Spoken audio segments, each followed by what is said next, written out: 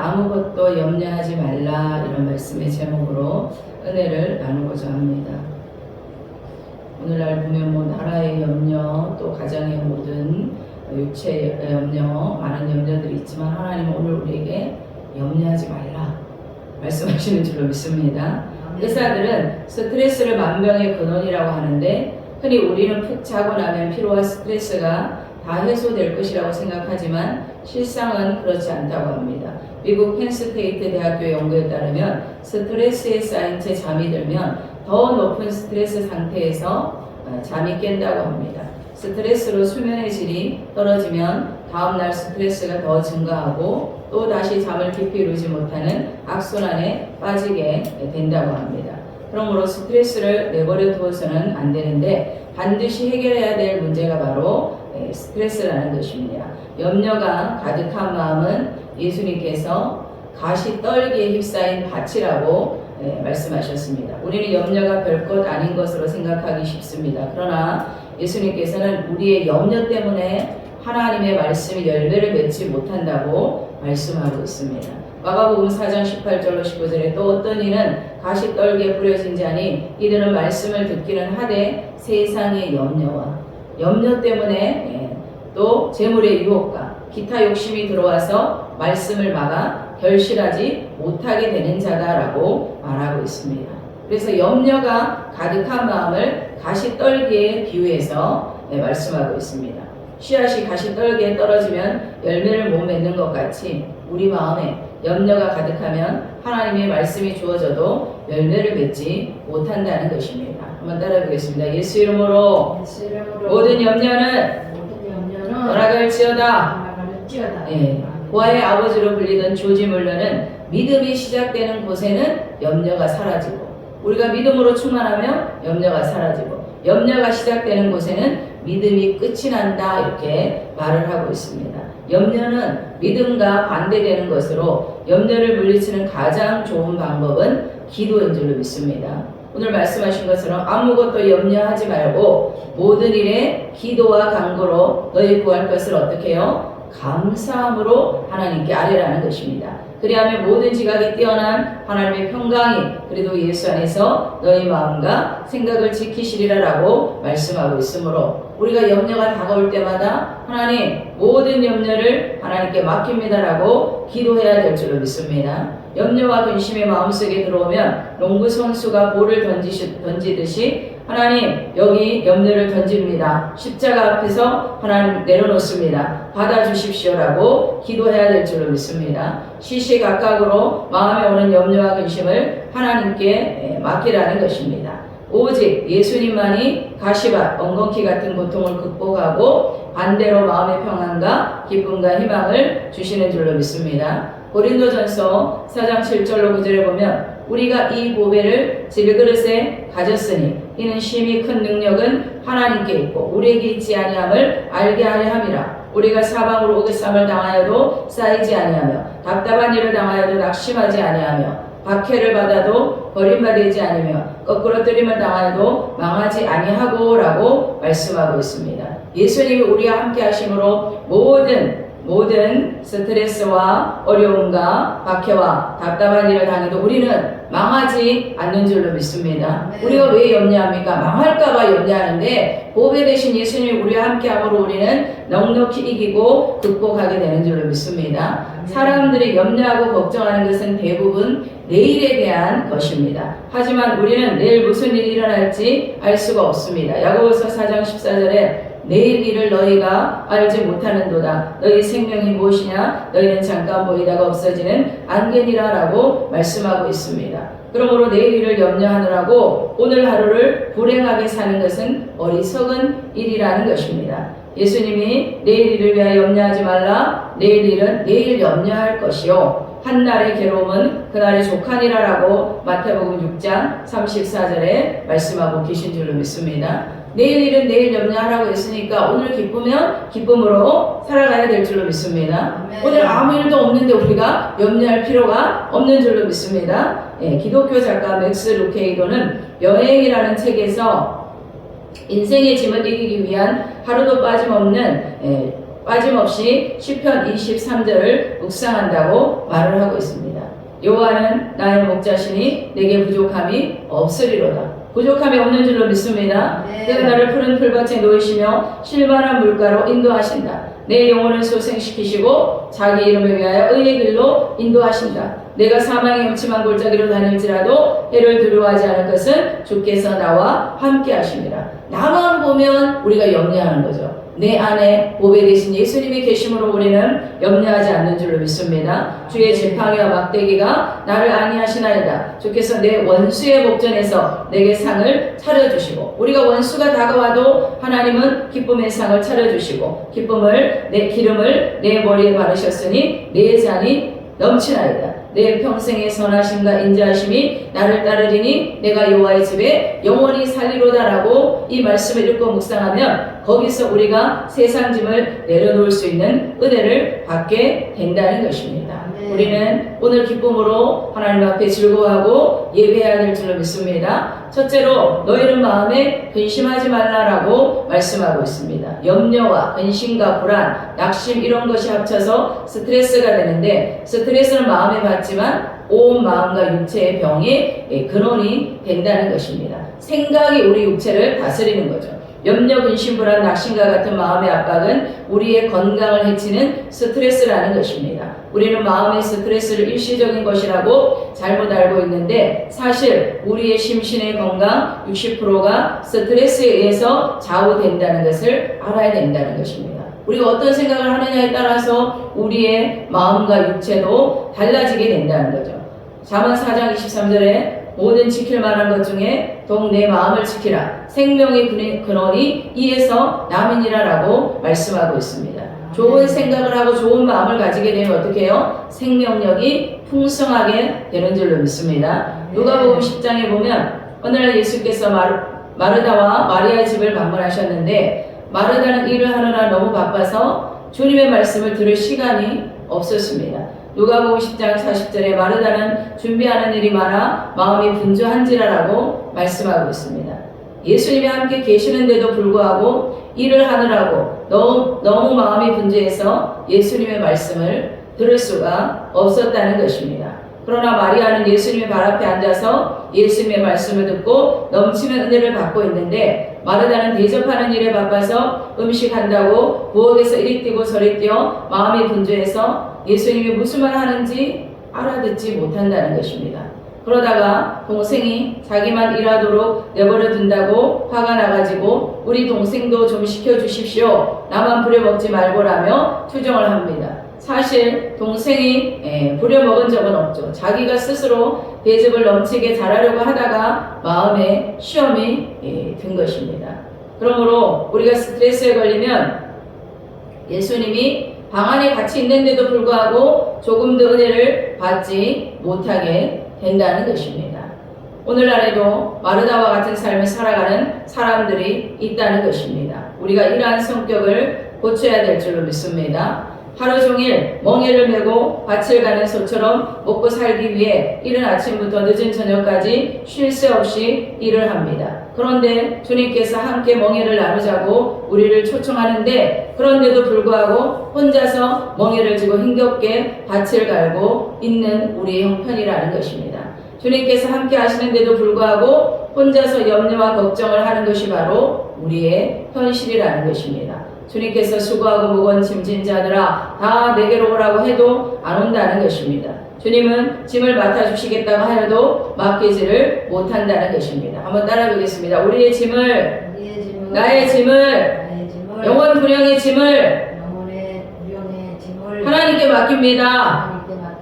우리가 기도로 맡겨야 될 줄로 믿습니다. 주님이 볼지어다 세상 끝날까지 내가 너와 항상 함께 하리라. 세상 끝날까지 예수님이 우리와 함께 하는 줄로 믿습니다. 그래서 우리는 주님께 나와서 죄를 회개하고 예수님의 보혈로 씻고 기도해서 짐을 맡기면 예수님이 우리의 짐을 맡아 주신다는 것입니다. 마가복음 11장 24절에 그러므로 내가 너에게 말하노니 무엇이든지 기도하고 구하는 것은 받은 줄로 믿으라. 그리하면 너에게 그대로 되리라 라고 말씀하고 있습니다. 한번 따라 보겠습니다. 기도하고 구한 것을 받은 줄로 믿습니다.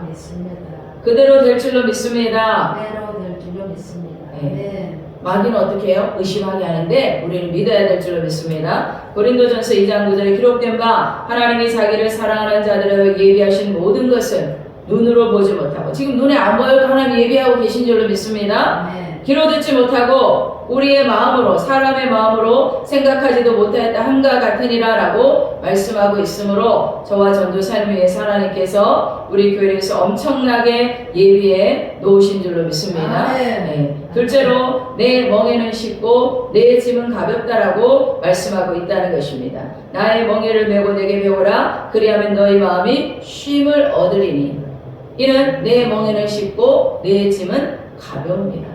하나님 앞에 짐을 맡기면 하나님은 가볍게 해결하시는 줄로 믿습니다. 아멘. 이스라엘에는 새끼소는 어미소 멍에 안에 같이 들어가서 짐을 지고 나르거나 밭을 갑니다. 우리의 멍에는 예수님의 목에 걸려있고 그 밑에 우리를 들어오라고 말씀하고 계신 줄로 믿습니다. 다른 사람을 보면 야, 예수님과 함께 공동으로 짐을 지는구나 라고 생각하는데, 실제로 보면 예수님의 멍에 밑에 들어있지 자기 목에는 걸려있지 않다는 것입니다. 지금 우리가 주님 앞에 나가 기도하면 우리의 짐을 주님이 맡아주시는데, 주님의 멍에 밑에 있는 우리는 짐이 허리에 닿지도 않고 그냥 주님만 따라가면 된다는 것입니다.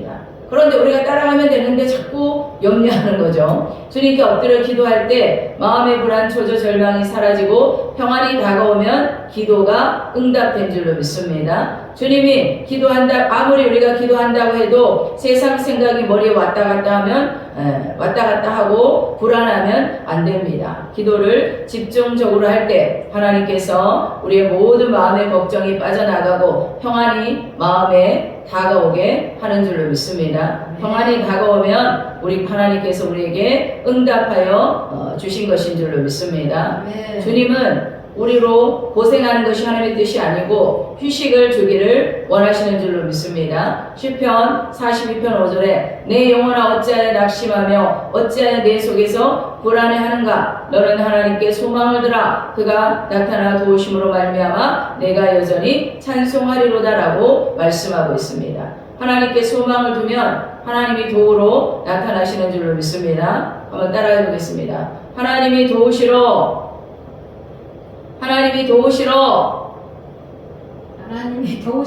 우리 교회에 오십니다.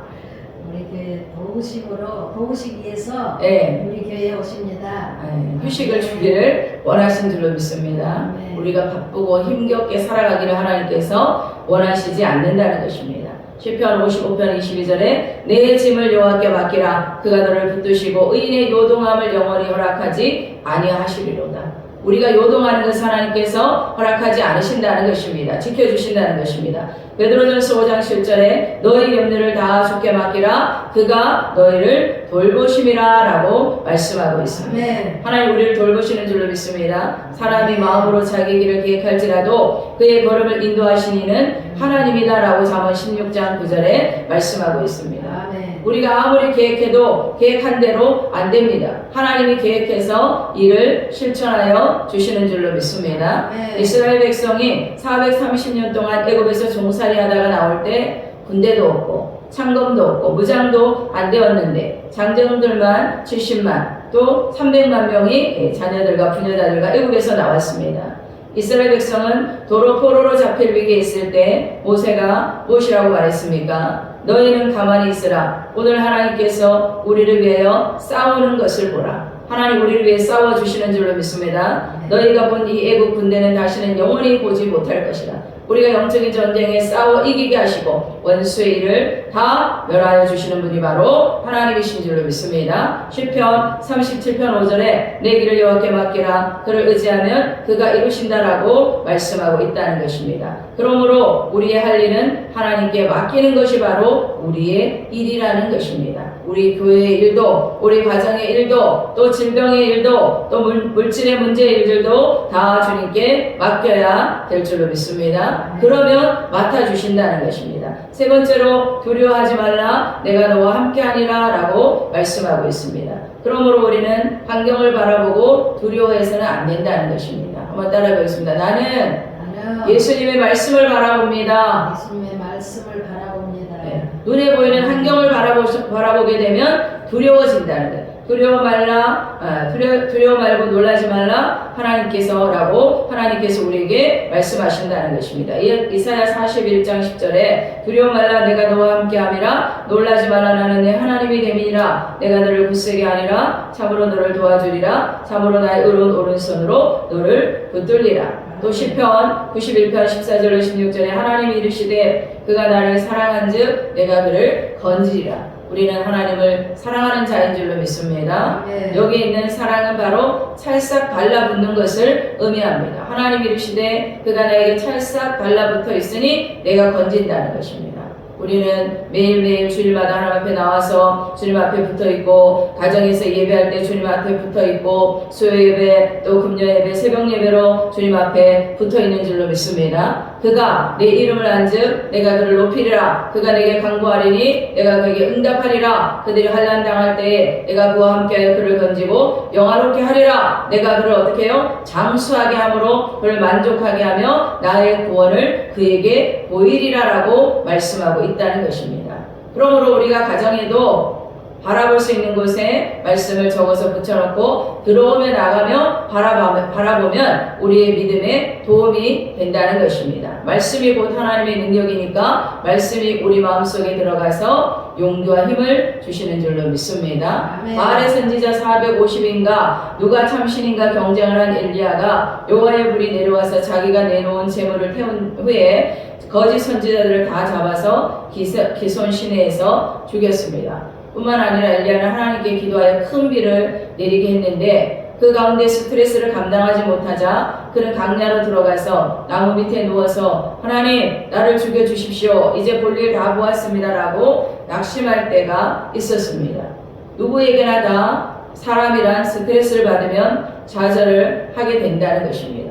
이처럼 염려와 근심은 마음을 항무지가 되게 하고 신앙을, 믿음을 흔들어 놓는다는 것입니다. 그러므로 염려와 근심을 물리쳐야 할 때 가장 좋은 방법이 기도이고, 기도로 맡기면 하나님께서 기쁨과 평안을 주시는 줄로 믿습니다. 네. 염려와 근심은 제3자가 보기에는 아무것도 아닌 것 같습니다. 저 사람 아무것도 아닌데 깨병이야 이렇게 생각하고 염려와 근심 속에 있어 다른 사람의 위로도 받지 못합니다. 그러나 참으로 염려와 근심에 붙잡힌 사람은 주야로 마귀의 공격을 받습니다. 마음이 답답하고 고통스러운 것은 말로 다 할 수 없고 육체의 병까지 들게 되고 환경의 항무지가 되도록 만드는 것이 바로 염려와 근심이라는 것입니다. 그러므로 우리는 모든 염려와 근심을 주님께 맡겨야 될 줄을 믿습니다. 아멘. 데이비드 리븐이라는 사람이 나는 왜 똑같은 생각만 할까? 라는 책에 이런 이야기가 나온다고 합니다. 일본 여객철도 초고속 철도로 유명한 그러한 회사가 다니가와 산을 통과하는 열차 노선을 개설할 때 큰 어려움을 당하게 되었다고 합니다. 산을 통과하는 터널을 뚫어야 하는데 터널에서 물이 솟구쳐 올라와서 꽁꽁 묶이고 더 이상 나아갈 수가 없었습니다. 물을 터널 밖으로 빼내는 방법이 있긴 하지만 비용이 너무 많이 들고 시간도 너무 오래 걸렸습니다. 그런데 그 터널을 뚫어놓고 물이 터널에 가득해서 완전히 회사가 파산하게 되었는데 거기에 정비공 한 사람이 하도 목이 말라서 터널에서 나오는 물을 한 컵 마셔보니까 그 물맛이 기가 막히게 좋았습니다. 그래서 이거 병에다가 담아서 팔아야 되겠다. 상사에게 가서 이 물이 너무 맛있습니다. 이것을 팝시다. 라고 조사를 해보니까 수백 년 동안 눈이 그 산 위에 내려서 땅에 들어간 눈의 물인데 강물질까지 녹아 있어서 굉장한 약물이라는 것입니다. 그래서 그 물을 팔아보니까 철도 요금 받는 것보다 더 좋았다는 것입니다. 그래서 큰 환란이 정비공 한 사람의 생각에 비약적인 생각을 함으로 생각을 다르게 했다는 것입니다. 그러므로 말미암아 그 물을 지금도 파는데 일본에서 가장 잘 파는 물이 되어 있다고 합니다. 그래서 우리는 모든 문제 가운데 하나님의 말씀의 생각으로 우리의 생각을 바꿔야 될 줄로 믿습니다. 그래서 이제는 동굴에서 물이 나오는 것을 너무 고맙게 생각하고 있다는 것입니다. 전에는 물이 안 나오기를 원했는데 지금은 물이 더 나와라, 더욱 나와라. 그러고 있다는 것입니다. 문제라고 생각만 하지 말아야 된다는 것입니다. 우리에게 다가오는 모든 문제 가운데 하나님은 해답을 갖고 계신 줄로 믿습니다. 우리 인생의 어려움을 무조건 문제라고 생각하면 답이 보이지 않는다는 것입니까?